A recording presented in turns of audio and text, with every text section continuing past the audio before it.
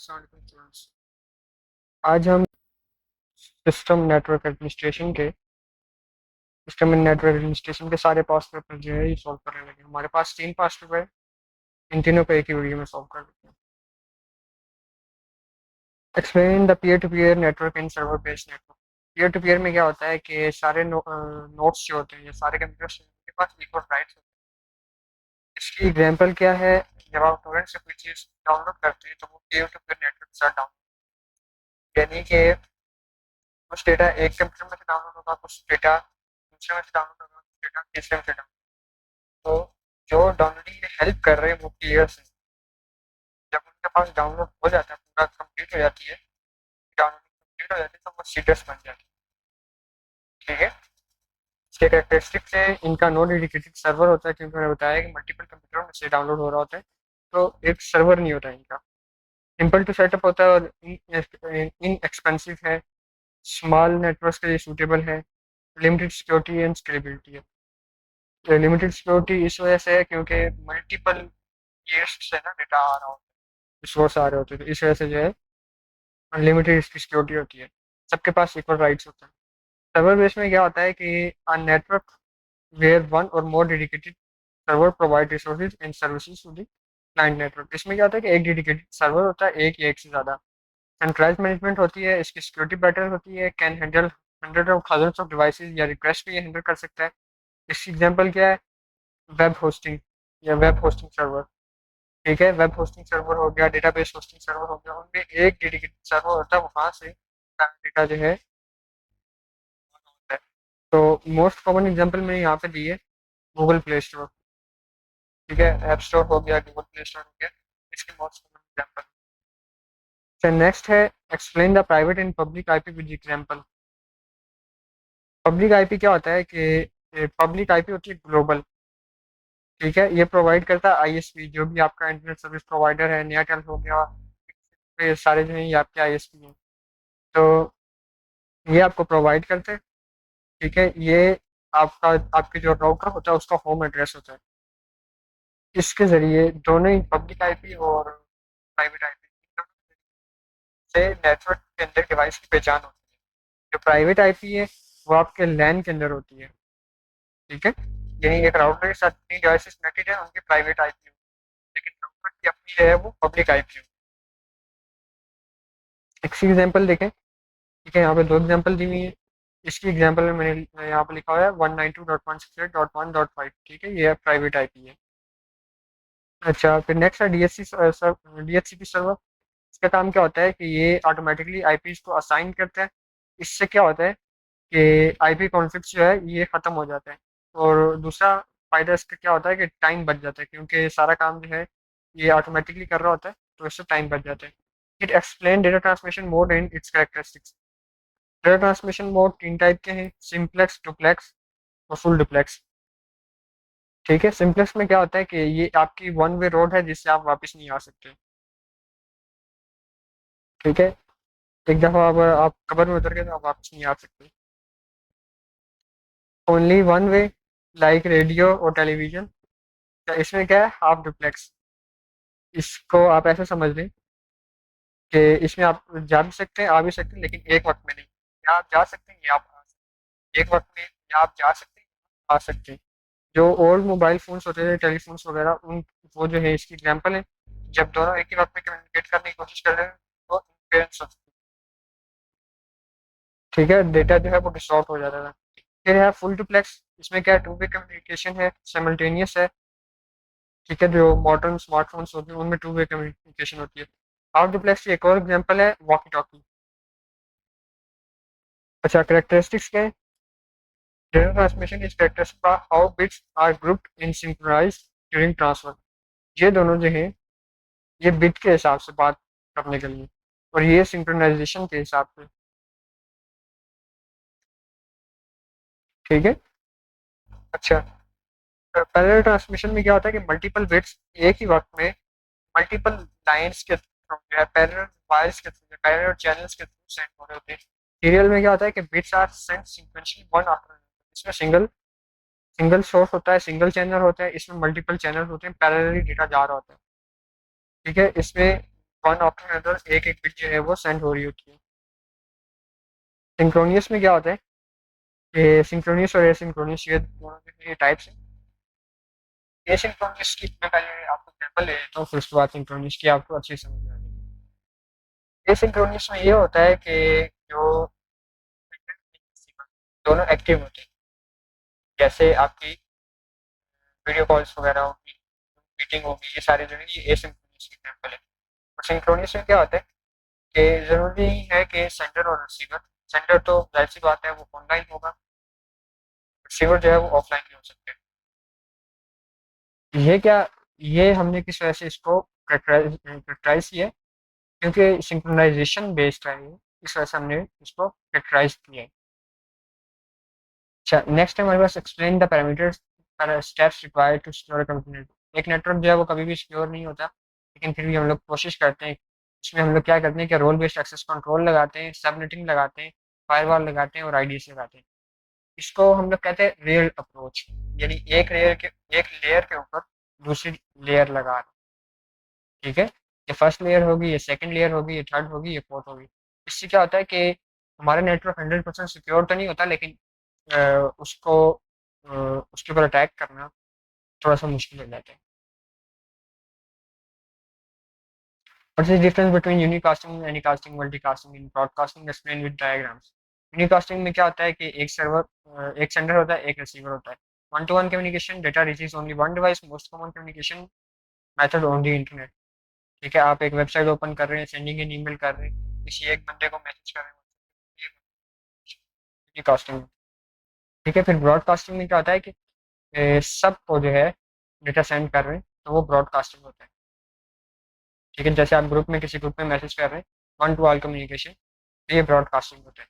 Every device receives the message, usually use mainly in lens.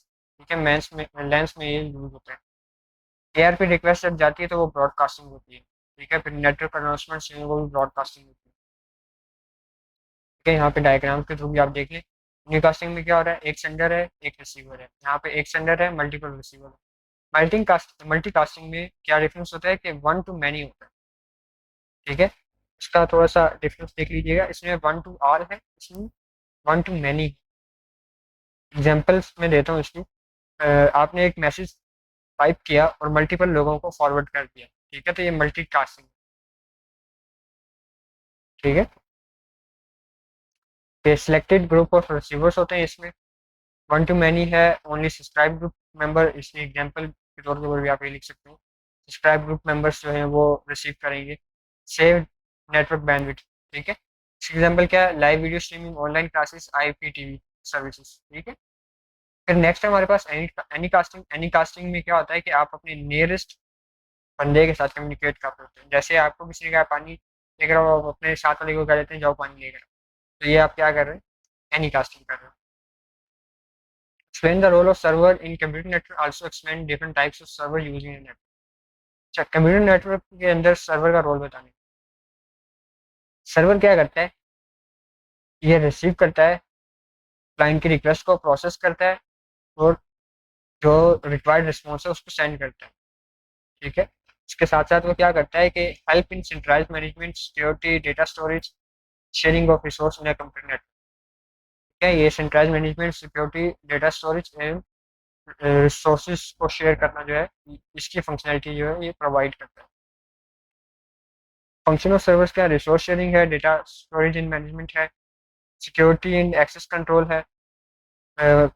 जो होता है Windows server, उसके थ्रू आप एक्सेस कंट्रोल जो है वो सेटअप कर सकते हैं।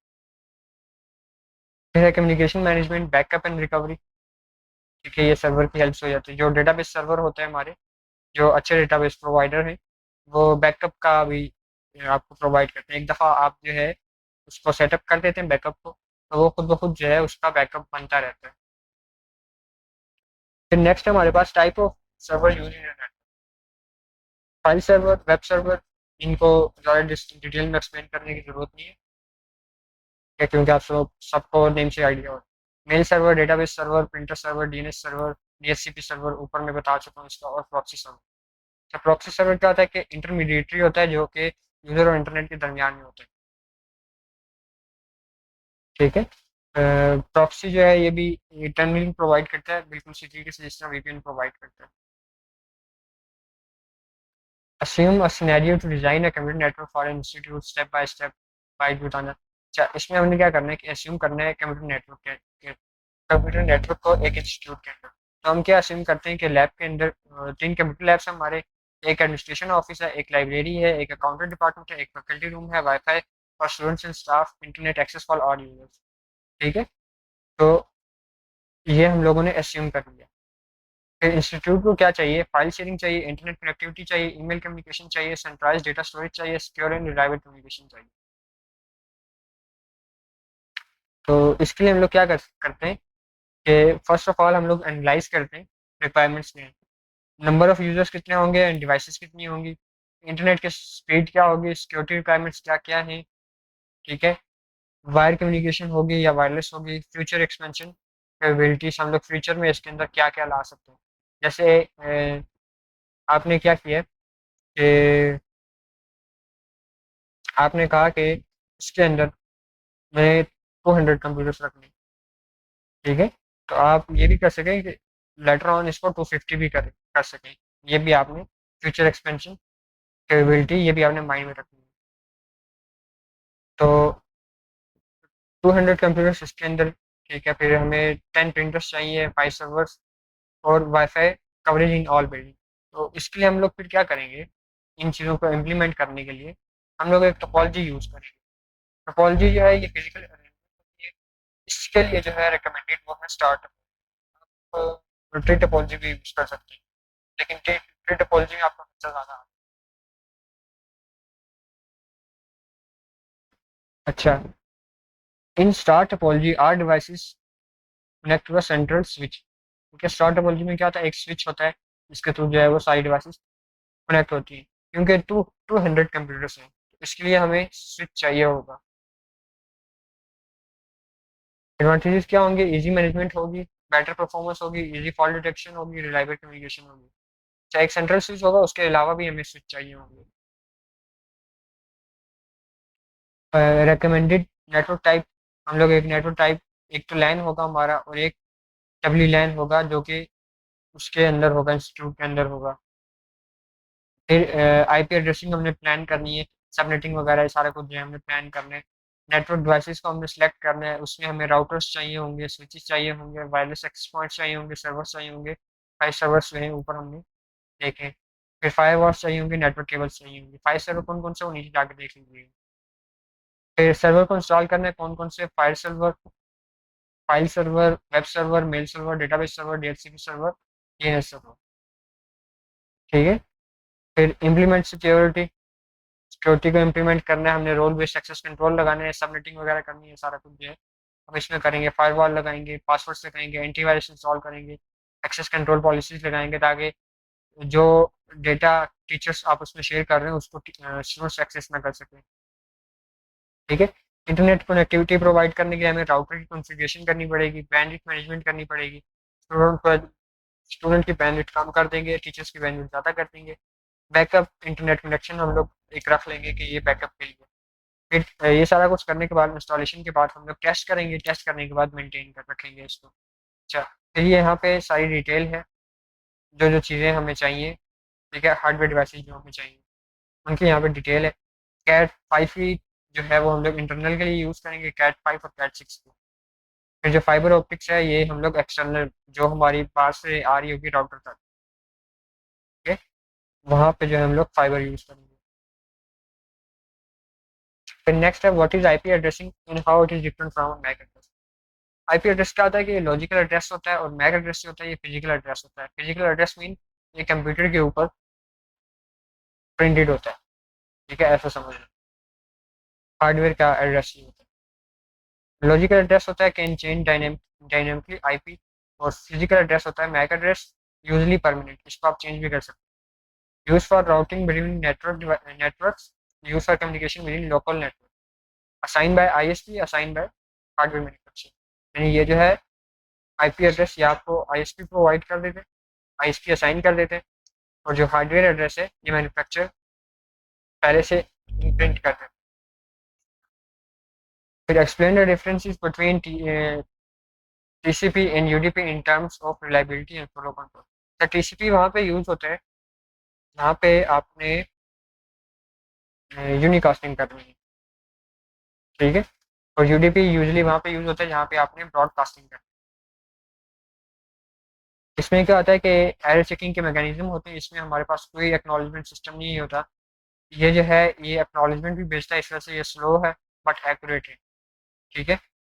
और इसी वजह से रिलायबल भी है, क्योंकि इसमें एरर कंट्रोल का सिस्टम है, फ्लो कंट्रोल का सिस्टम है और एक्नॉलेजमेंट है। इसमें फ्लो कंट्रोल भी नहीं है, इस वजह से फास्ट है और लेस रिलायबल है।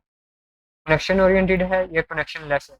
इस यूडीपी में क्या है कि आपने भेज दिया अपनी तरफ से, आगे पहुंचे ना पहुंचे यूडीपी का कोई लेना देना नहीं। इसने अपना काम कर दिया, बाकी जो है जो मर्जी करे। तो टीसीपी जो है ये कहाँ पे यूज हो रहा है? वेब ब्राउजिंग में, ईमेल में, फाइल ट्रांसफर में। और ये कहाँ पे यूज हो रहा है? वीडियो स्ट्रीमिंग में, ऑनलाइन गेमिंग में, वॉइस कॉल्स में, ठीक है। यहाँ पे हमें स्पीड चाहिए, यहाँ पे हमें क्या चाहिए? रिलायबिलिटी चाहिए। What is the role of DNS in a network? How does it help in connecting user to a website?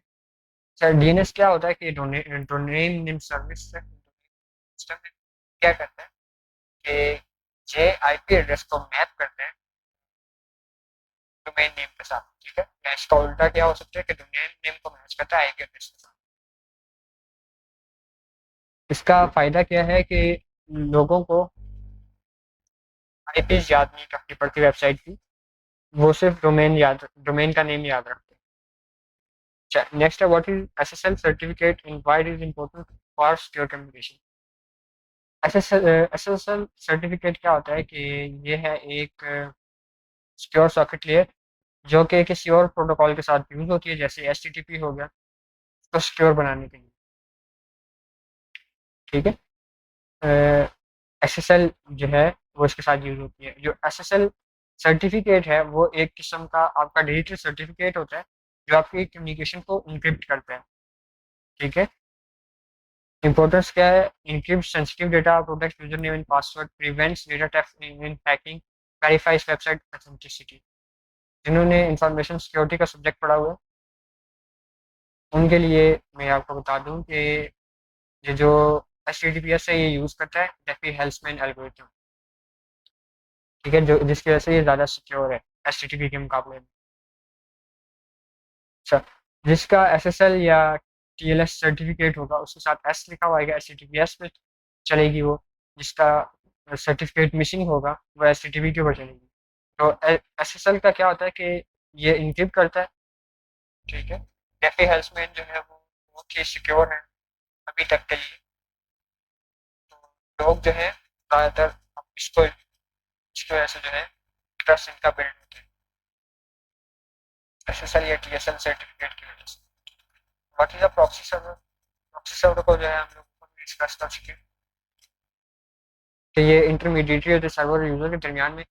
ये यूजर की रिक्वेस्ट को रिसीव करता है, प्रोसेस करता है और फॉरवर्ड कर देता है डेस्टिनेशन सर्वर तक, ठीक है। इसका फायदा क्या होता है? आईपी एड्रेस जो है वो हाइप हो जाती है, मलिशियस ट्रैफिक ब्लॉक हो जाती है, फिल्टर हार्मफुल ट्रैफिक, ठीक है। वही बात है, मलिशियस ट्रैफिक या वेबसाइट जो है इन दोनों को ये ब्लॉक कर देता है, फिल्टर कर देता है।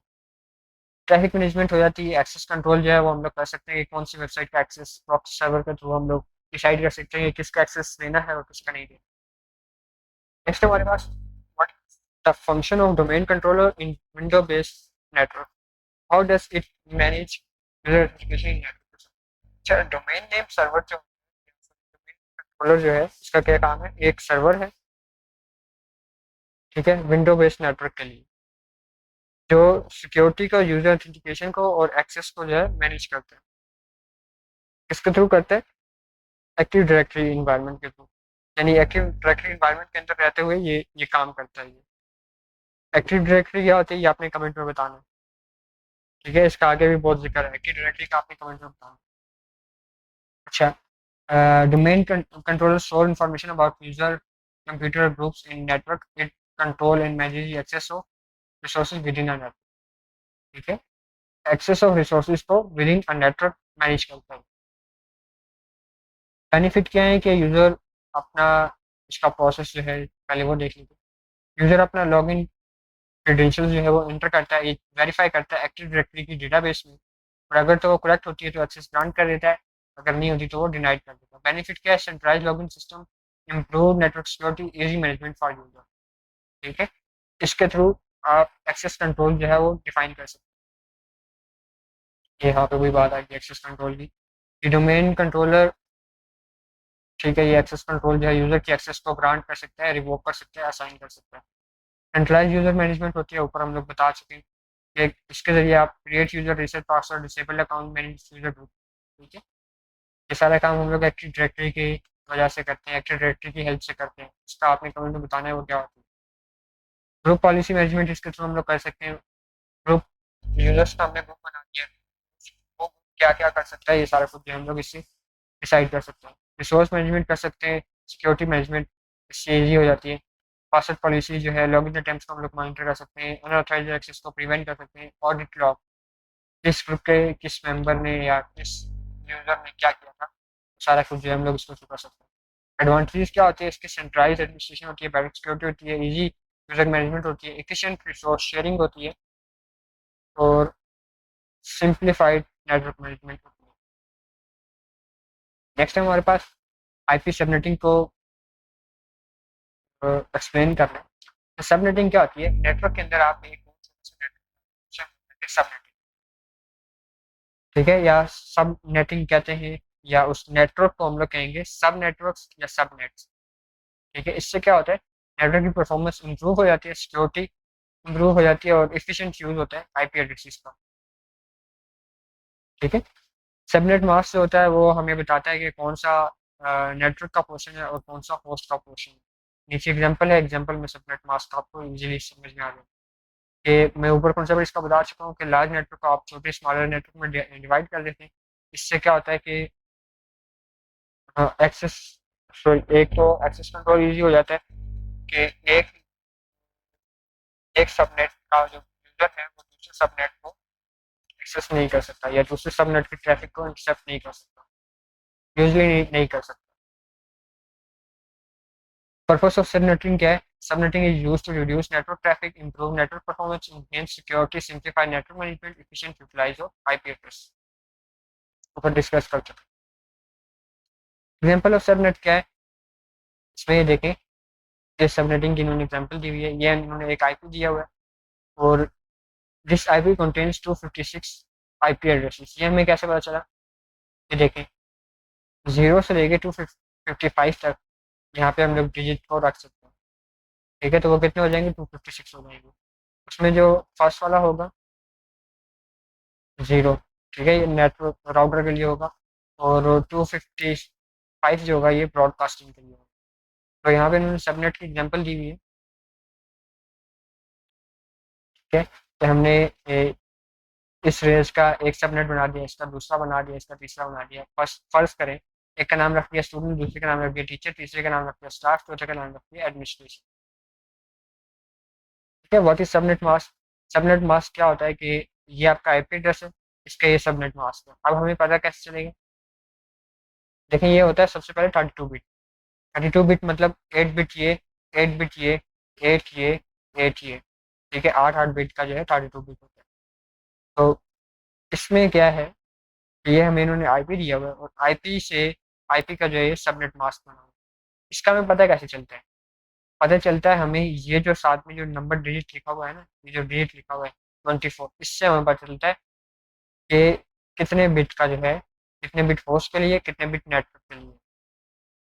ठीक है, इन दिस एग्जाम्पल देखें, ये क्या है कि ये जो है ये नेटवर्क को रिप्रेजेंट करता है, और 10 जो है ये होस्ट को रिप्रेजेंट करता है। अब इसका हमें पता चल जाएगा डायरेक्टली देख के, सबनेट मास्क देख के हमें पता चल जाएगा कि इसके अंदर कितने बिट जो है ये होस्ट का पोर्शन है। सबनेट मास्क देख के पता चलेगा। कैसे? ये जो है ना, जहाँ पे 255 लिखा हुआ है, ये सारा नेटवर्क है, और ये जो है ये है होस्ट का। अगर फर्ज करें यहाँ पे भी 0 लिखा हुआ था, तो ये ये दोनों जो है ये दोनों होस्ट के पोर्शन होते हैं। इंपॉर्टेंस क्या है कि आइडेंटिफाई होस्ट पोर्शन, एक तो ये हमारे लिए इजी हो जाता है सबनेट मास्क की वजह से। एफिशिएंट आईपी एड्रेस मैनेजमेंट हो जाती है, इंप्रूव नेटवर्क परफॉर्मेंस हो जाती है, सिक्योरिटी इनहेंस हो जाती है, कैसे वो मैं ऊपर बता चुका हूँ। ट्रबल शूटिंग आसान हो जाती है, टाइप्स ऑफ सबनेट मास्क देख लें, ऊपर मैं इसके बारे में बता चुका हूँ। ये /8 का क्या मतलब है कि ये सारा जो है ये नेटवर्क का पोर्शन है और ये सारा होस्ट का पोर्शन है। 16 का क्या है कि ये सारा जो है ये नेटवर्क का और ये जो है ये होस्ट का है। एक मिनट में आता हूँ।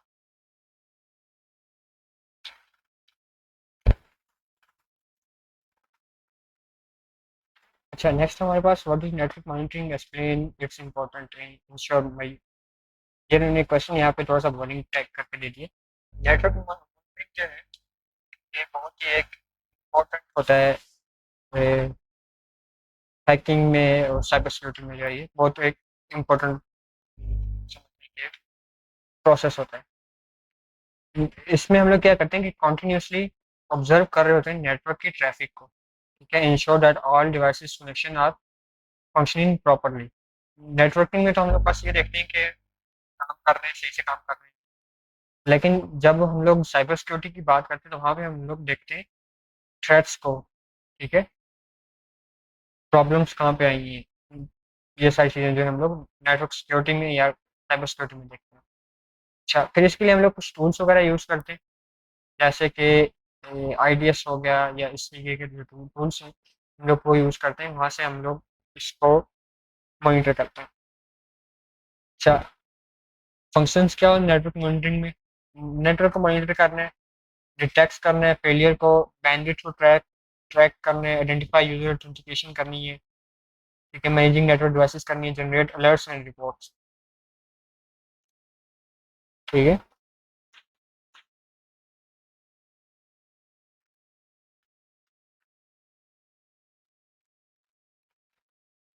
अच्छा, नेक्स्ट है importance of network monitoring. Network monitoring एक बहुत ही इम्पोर्टेंट, आपको पहले भी बता चुका हूँ, ये बहुत ही इंपॉर्टेंट होती है। क्यों?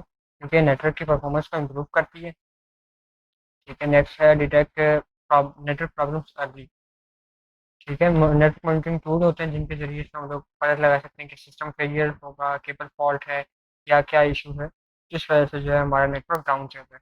फिर उसके बाद जो है हमारे पास कुछ टूल्स होते हैं, उनके ज़रिए हम लोग पता लगा सकते हैं कि नेटवर्क के ऊपर कोई अटैक वगैरह तो नहीं हो रहा, कोई अनऑथराइज एक्सेस तो नहीं हो रही, किसी ने अनऑथराइज अटैम्प्ट तो नहीं किया लॉग इन करने का।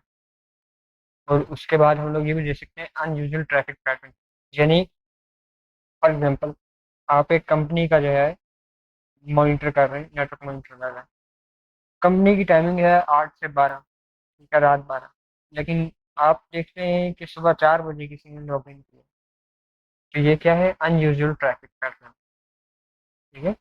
फिर डेटा ब्रीचेस को हम लोग नेटवर्क मॉनिटरिंग के जरिए हम लोग देख सकते हैं। मैनेजेस बैंडविड्थ यूजर्स, इससे हम लोग बैंडविड्थ यूजर्स कर सकते हैं। Spot trouble shooting, ensure high availability, ये सारा कुछ जो हम लोग इसमें कर सकते हैं। कंपोनेंट ऑफ नेटवर्क मॉनिटरिंग, ये कुछ सॉफ्टवेयर हैं, इनके जरिए से हम लोग नेटवर्क को मॉनिटर करते हैं। इसके अलावा और काफ़ी सारे नेटवर्क डिवाइसेस जो हैं सच एज, ये सारे कंपोनेंट्स ऑफ नेटवर्क मॉनिटरिंग के, ठीक है। अलर्ट्स एंड नोटिफिकेशन सिस्टम, उसका पूरा एक सिस्टम होता है, monitoring system sends alert when problem occurs, जैसे कि email alerts, SMS alert, warning messages, ये सारे जो है नेटवर्क मॉनिटरिंग के टूल्स के थ्रू हम लोग कर सकते हैं। फिर नेक्स्ट हमारे पास स्प्रिंग 2025 का पेपर, ठीक है, और ये लास्ट पेपर है। अच्छा, IP, private IP, public IP, इसका मैं ऊपर बता चुका हूँ। सबनेटिंग क्या होती है ये भी मैं ऊपर बता चुका हूँ। एक लार्ज नेटवर्क हम लोग छोटे छोटे स्मॉलर नेटवर्क में डिवाइड करते हैं, उसे हम लोग करें सब नेटवर्क या सबनेट। फॉर्मूला क्या है इसका? 2 raised power n-2, ठीक है, 2 raised power n, ये तो समझ में आ गया।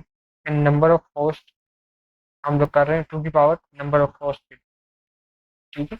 -2 क्यों कर रहे हैं? -2 इस वजह से कर रहे हैं, एक मैं ऊपर बता चुका हूँ आपको कि एक आईपी जो होगी वो होगी राउटर की आईपी, एक आईपी जो होगी वो ब्रॉडकास्ट आईपी होगी, तो इस वजह से हम लोग 2 raised power n-2 करते हैं। यहाँ पे भी वही लिखा हुआ है कि एक नेटवर्क एड्रेस होगा जो कि होगा डिफॉल्ट गेटवे, ठीक है, और एक जो होगा वो ब्रॉडकास्ट एड्रेस होगा। फिर ये एग्जांपल दी हुई है सबनेट मास्क की। ये हमारे पास जो है एक सबनेट मास्क है, इसके अंदर कितने कंप्यूटर्स आ सकते हैं वो हम लोग फाइंड करेंगे टू रेज़ पावर। यहाँ पे ये देखें हमारे पास कितने बिट एक्स्ट्रा में या कितने बिट हम लोग अलॉट कर सकते हैं। तो इस जीरो से क्या पता चल रहा है कि हम लोग 8 बिट जो है वो अलॉट कर सकते हैं। टोटल होते हैं 32 माइनस 24, 8 बिट। ठीक है, टू रेज़ पावर 8 माइनस 2 करेंगे तो ये 254 होस्ट हम लोग इसको अलॉट कर सकते हैं इस सबनेट के थ्रू। क्या what is a router? Router क्या होता है? वैसे इसको लोग राउटर कहते हैं, लेकिन रूटर कहें तो इसकी फंक्शनैलिटी ज़्यादा अच्छे से समझ में आती है। इसका काम क्या होता है कि इसने बेस्ट पॉसिबल रूट को फाइंड करना होता है। ये चेक करता है, checks the destination IP address. Working कैसे है ये? A device sends data to the router, ये चेक करता है। ठीक है, searches for the routing table, best route find करता है और फॉरवर्ड कर देता है उस बेस्ट रूट को। फंक्शंस क्या है? ये नेटवर्क को कनेक्ट करता है, इंटरनेट एक्सेस प्रोवाइड करता है, राउट्स डेटा पैकेट को जो है ये रूट करता है या उसको जो है वो राउट्स करता है। इससे हमें पता चलता है कि आपके डेटा को किस अगर वो जाएगा तो अच्छे से जाएगा। ये सारे काम जो है ये इसमें साइड करना होता है। नेटवर्क ट्रैफिक को ये रिड्यूस करता है। डीएचसीपी क्या होता है ऊपर बता चुके हैं।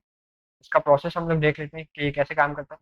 जैसे एक डिवाइस आती है तो वो अपने नेबर्स को रिक्वेस्ट भेजती है, फिर उसको आईपी एड्रेस चाहिए। वो नेबर्स के थ्रू होते होते जाके फिर वो राउटर तक पहुंचती है। फिर device sends a request for an IP address. DHCP server, अब डीएचसीपी ने क्या स्टोर किया हुआ है? सबनेट मास्क स्टोर किया हुआ है, गेटवे स्टोर किया हुआ है और डीएनएस सर्वर की इंफॉर्मेशन स्टोर की हुई है। जैसे ही एक न्यू डिवाइस आती है तो डीएचसीपी के पास जब वो रिक्वेस्ट पहुंचती है तो वो आईपी एड्रेस को असाइन कर देते हैं, क्योंकि ऑटोमेटिक करते हैं। सबनेट मास्क वगैरह ये सारी कुछ जो है उसके कैश करके सेंड कर देता है। बेनिफिट क्या है डीएचसीपी के? ऑटोमेटिक होता है आईपी एड्रेस असाइनमेंट। इससे कॉन्फ़िगरेशन एरर कम हो जाते हैं। सेफ एडमिनिस्ट्रेटिव टाइम, जो कि हम लोग मैनुअल आईपी के थ्रू करते होते हैं तो उसमें टाइम काफ़ी लगते हैं। तो डीएचसीपी से हमारा टाइम भी बच जाता है। प्रिवेंट्स आईपी कॉन्फ्लिक्ट, ये इसका जो है ये मेजर है कि आईपी कॉन्फ्लिक्ट नहीं होता। जो आप मैनुअली करते हैं आपको क्या होगा कि इस पे आईपी कॉन्फ्लिक्ट नहीं होता। जब न्यू डिवाइस आते हैं तो न्यू डिवाइस का जो आईपी एड्रेस है वो पुरानी वाली से कॉन्फ्लिक्ट कर सकते हैं। ठीक है, डिस्क्राइब डीएनएस, ये भी हम लोगों को बता चुके हैं। डीएनएस क्या होता है? डोमेन नेम सिस्टम होता है या डोमेन नेम सर्वर। फिर system that converts human readable domain names into IP address. ये क्या कैसे एक्ट करता है फोन की तरह? वर्किंग क्या है इसकी? यूजर इंटर द डोमेन, वो डीएनएस सर्वर के पास जाती है। डीएनएस सर्वर कॉरस्पॉन्डिंग आईपी को मैप करता है। ठीक है, और DNS return the IP to the browser on next website या वेब सर्वर। ठीक है, वेबसाइट का जो सर्वर होगा उसके साथ कनेक्ट हो जाएगा। फंक्शन क्या है ऊपर डिस्कस कर चुके हैं। नेक्स्ट चलते हैं हम लोग। अच्छा, इसमें उन्होंने क्वेश्चन पूछा है कि लिनक्स में से एडमिनिस्ट्रेशन, लिनक्स का सर्वर यूज़ करोगे या विंडोज सर्वर यूज़ करोगे कॉर्पोरेट नेटवर्क के अंदर, और क्यों यूज़ करोगे? ठीक है, पहले आप देखें इन दोनों में डिफरेंस क्या आता है, तब आप अच्छे से डिफाइन कर सकेंगे कि हमें क्या चीज़ यूज़ करनी चाहिए और क्यों यूज़ करनी चाहिए। लिनक्स तो एक तो ओपन सोर्स है, यूजली फ्री है, मेनली कमांड लाइन बेस्ड है, और इसके बाद जो है हाईली कस्टमाइजेबल है, मोस्ट सिक्योर है, less targeted by malware, better performance है हार्डवेयर के ऊपर। ठीक है, लिनक्स जो है ये मोनोलिथिक है। मोनोलिथिक जो है वो आपको पता होगा, एक मोनोलिथिक होता है, एक माइक्रो कर्नल होता है, एक हाइब्रिड होता है। जो विंडो है वो हाइब्रिड है, विंडोज एनटी का कर्नल यूज़ करता है। जो विंडोज में जो है वो विंडोज एनटी का कर्नल यूज़ हो रहा था, जो कि हाइब्रिड। अच्छा, स्पोर्ट्स ओपन सोर्स एप्लीकेशन, इसमें क्या है कि माइक्रोसॉफ्ट बेस्ड एप्लीकेशन जो है वो चलती है। ठीक है, बेस्ट होती है। कॉमन फाइल सिस्टम इसमें ये है, पैकेज मैनेजमेंट होती है, पैकेज मैनेजर्स होते हैं इसमें, एपीटी हो गया, डीएनएफ हो गया, ये सारे जो है ये पैकेज मैनेजर होते हैं। इसके थ्रू जो है हम लोग इसमें पैकेज को इंस्टॉल करते हैं। इसमें किससे करते हैं? एग्जीक्यूटेबल इंस्टॉलर्स होते हैं हमारे पास, या तो विंडोज़ के टूल्स होते हैं जैसे ये पावर शेल हो गया, या उसके थ्रू आप इंस्टॉल करते हैं। Preferred for web hosting in cloud, इसमें क्या है? Preferred for enterprise. ठीक है, डिवाइस एक्टिव डायरेक्टरी का नाम आ गया, कमेंट में बता दीजिएगा कि एक्टिव डायरेक्टरी क्या होता है। यहाँ पे उन्होंने क्वेश्चन पूछा है कि कॉर्पोरेट नेटवर्क के लिए आप कौन सा यूज़ करें। ठीक है, क्योंकि विंडोज सर्वर जो है ये बेस्ट है, प्रीफर्ड है इंटरप्राइज के लिए, तो हम लोग विंडोज सर्वर का यूज़ करेंगे। ठीक है, ये सारे ऊपर एडवांटेज डिसएडवांटेज जो है वो एडवांटेजेस के ऊपर डिस्कस कर चुके हैं। इसमें क्या है, डिसएडवांटेज को डिस्कस कर लेते हैं। Requires technical knowledge, difficult topic है, ये इसके दो डिसएडवांटेज। बाकी क्या है, ये फ्री है, ओपन सोर्स है, बेटर परफॉर्मेंस है, हाई फ्लेक्सिबिलिटी है, स्ट्रॉन्ग कम्युनिटी सपोर्ट। अच्छा, इसके विंडोज के क्या है, यूजर फ्रेंडली इंटरफेस है, integration with Microsoft products, Microsoft Excel, Microsoft PowerPoint, इन सब के साथ जो है इंटीग्रेशन है इसकी अच्छी है लिनक्स के मुकाबले में। Easy centralize management. ठीक है, इजी सेंट्रलाइज मैनेजमेंट किसके थ्रू होती है, एक्टिव डायरेक्टरी के थ्रू। एक्टिव डायरेक्टरी क्या होती है आपने कमेंट्स में बताना है। फिर इसमें डीएनएस, डोमेन नेम सर्वर। अच्छा, कॉमन विंडोज सर्विसेज, ये यहाँ पे इन्होंने मेंशन की है। ग्रुप पॉलिसी है, डीएचसीपी है, ये सारी है विंडोज सर्वर की सर्विसेज है। इसके एडवांटेज क्या है, इजी टू यूज है, सूटेबल फॉर यूनिक्स एडमिनिस्ट्रेशन है, और इंटरप्राइज नेटवर्क है, इंटरप्राइज इंटरप्राइज एनवायरनमेंट। ठीक है, better support for Microsoft application. Disadvantage क्या है, एक्सपेंसिव है, हार्डर है, हायर हार्डवेयर रिक्वायरमेंट्स है, मोर सिक्योरिटी थ्रेट्स है। क्योंकि जो मॉडल बनता है वो बनता है विंडोज। क्यों, ज़्यादातर ऑडियंस जो है, ज़्यादातर यूजर्स हैं वो विंडोज। अच्छा, फिर उन्होंने पूछा which one would I choose for managing a corporate network. उसके लिए जाहिर सी बात है, कॉर्पोरेट नेटवर्क है, विंडोज सर्वर यूज करूंगी। First of all centralize management है, सेकंड यूजर फ्रेंडली है। ठीक है, third integration with Microsoft product management है, फोर्थ सेंट्रलाइज मैनेजमेंट है, एक्टिव डायरेक्टरी के थ्रू। ठीक है, और ये तो एक दफ़ा हो गया। अच्छा, वही सारा कुछ जो है यहाँ पर लिखा हुआ है। स्ट्रॉन्ग नेटवर्क मैनेजमेंट टूल्स जैसे group policy, remote administration, user authentication, ये सारा कुछ लिनक्स में भी हो जाता है। Technical support. ठीक है, Windows server provide official enterprise level support and documentation. Windows server की तो मैंने नहीं देखी, लेकिन विंडोज की मैंने देखी है। डॉक्यूमेंटेशन लिनक्स के मुकाबले में कुछ भी नहीं है विंडोज की। व्हाट इज आईपीसेक, ये प्रोटोकॉल होते हैं।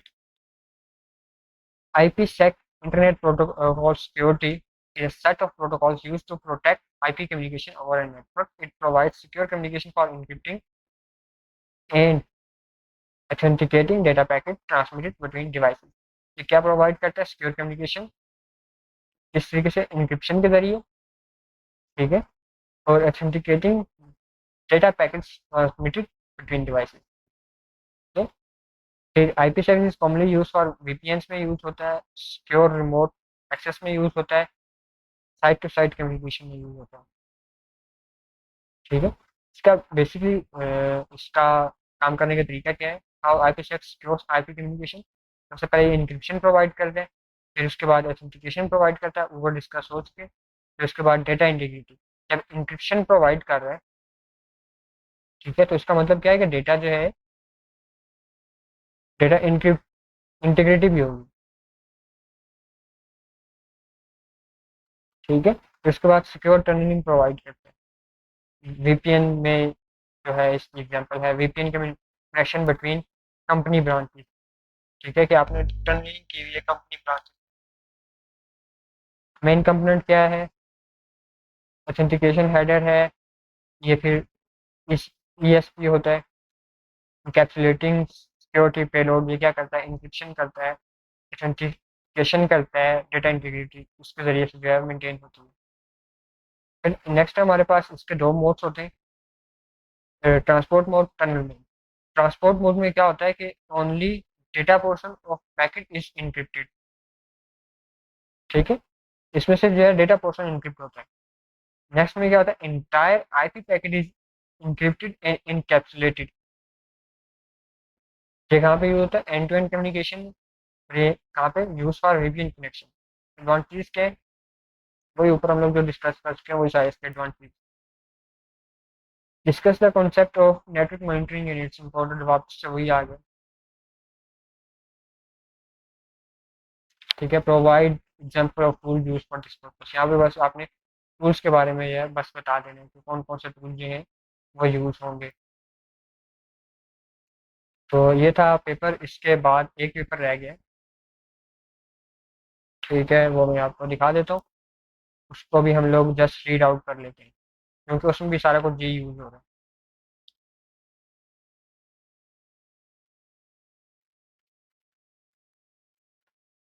सॉरी, यूज नहीं हो रहा, ये सारा कुछ रिपीट हो रहा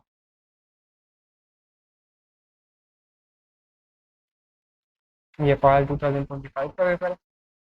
डीएनएस क्या होता है कि ये हम लोग देख चुके हैं। What is the difference between, ये भी देख चुके हैं, ये भी देख चुके हैं। What is the role of network, network कैसे काम करता है, नेटवर्क का रोल क्या होता है, ये क्या करना होता है, पैकेट्स पर राउट करना होता है। ठीक है, व्हाट इज डीएचसीपी, ये भी हम लोग देख चुके हैं, इसकी वर्किंग भी देख चुके हैं। फिर how does network address translation work in home और corporate network, discuss its application. इसका मैं अलग से एक वीडियो बना दूंगा छोटी सी, स्लाइड्स के हिसाब से, स्लाइड्स में यूज़ करेंगे, इसमें समझा दूँ। व्हाट इज प्रॉक्सी सर्वर, ये भी हम लोग देख चुके हैं, इसके बारे में डिस्कस कर चुके हैं। How does it helps improve security and managing network traffic, जो काम जो है वीकेंड का होता है वही काम जो है प्रॉक्सी सर्वर का भी होता है। Explain the process of subnetting, how does you calculate, ये भी हम लोग कर चुके हैं। ठीक है, तो बस इसमें जो है एक ये वाला क्वेश्चन जो है, इसकी मैं अलग से वीडियो बना दूंगा। सारे पेपर से हम लोग डिस्कस कर चुके हैं। ठीक है, ये थी संडे की सारे जो पेपर्स थे उनके मैंने वन शॉट बना दिया। तो आप देख लीजिएगा, इससे रिलेटेड कोई भी क्वेश्चन हो आप कमेंट सेक्शन में पूछ लीजिएगा। अल्लाह हाफिज़।